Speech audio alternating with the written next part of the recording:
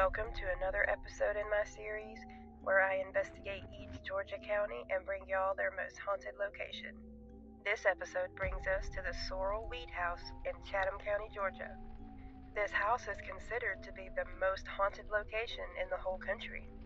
The house is a fine example of Greek Revival and Regency architecture and is located on the corner of West Harris Street and Bull Street, right on Madison Square in Savannah, Georgia.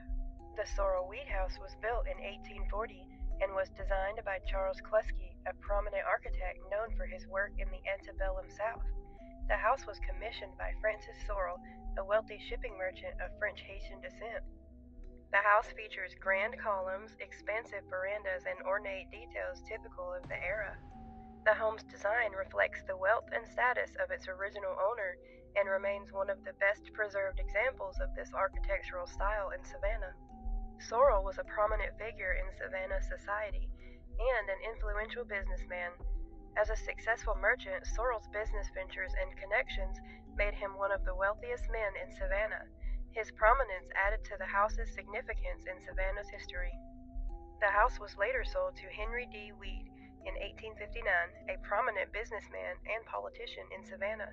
The property remained in the Weed family for many years, hence the name Sorrel-Weed House.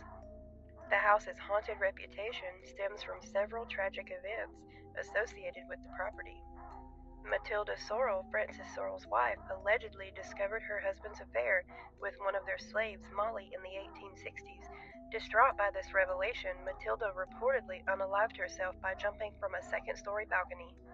This tragic incident is one of the key elements in the house's haunted lore. Shortly after Matilda's death, Molly was found dead under suspicious circumstances in the carriage house. Some accounts claim she hanged herself, while others suggest she may have been murdered. The ambiguity surrounding her death has fueled speculation and ghost stories for years.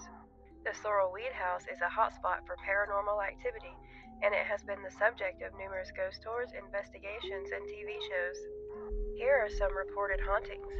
Visitors and staff have reported seeing the ghost of Matilda Sorrel, particularly near the balcony where she died.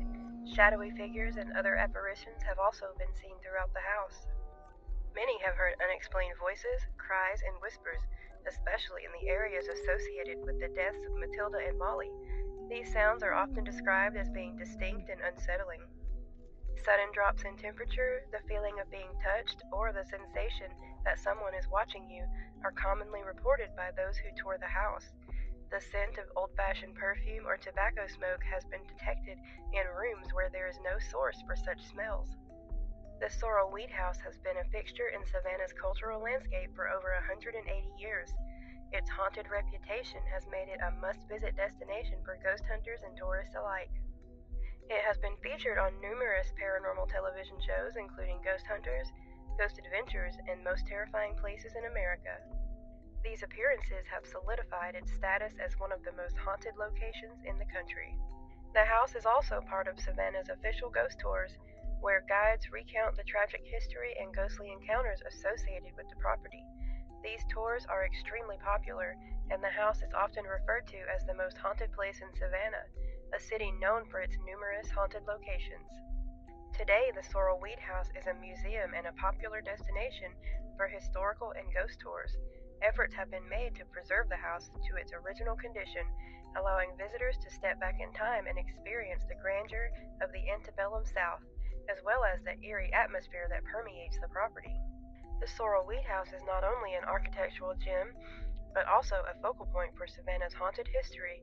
Its tragic past, coupled with numerous reports of paranormal activity, make it the #1 most haunted location in the city. Whether you visit for its historical significance or to experience the supernatural, the Sorrel-Weed house offers an unforgettable glimpse into Savannah's ghostly past. That's all I got for y'all today. I hope you enjoyed this video. And remember, next time you're alone in the dark, listen closely. You might not be as alone as you think. Follow for more chilling tales and stay haunted, my friends.